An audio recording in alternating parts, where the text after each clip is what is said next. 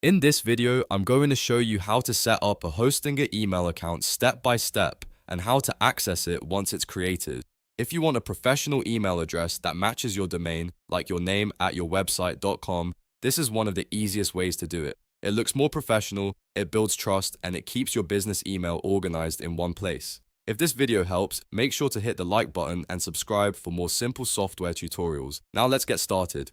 First, log into your Hostinger account. Once you're inside the dashboard, look for the email section. This is where Hostinger keeps everything related to email setup and management. Go ahead and click on emails to continue. Now you should see an option that says create email account. This is the button you need to start making your new business email. Click create email account and Hostinger will take you to the setup form. Next, you'll need to enter the email name you want to use. This is the part before the @ symbol, so it could be something like info, support, hello, or your own name. After that, create a strong password for the account. Make sure it's something secure that you can remember or store it safely in your password manager. Once both fields are filled in, click create. Hostinger will now create the email account for you. Depending on your plan and setup, this may only take a few moments. When it's finished, your new email address will be ready to use.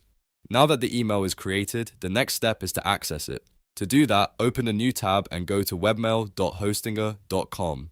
This is Hostinger's Webmail login page, and it's where you can read and send emails from your new account. On the Webmail page, log in using the full email address you just created and the password you set earlier.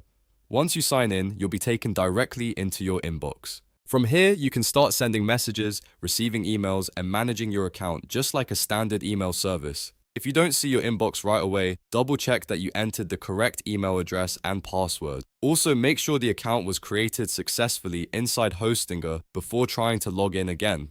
In most cases, once the email is created, access through Webmail is very straightforward, and that's it. Your Hostinger email setup is complete.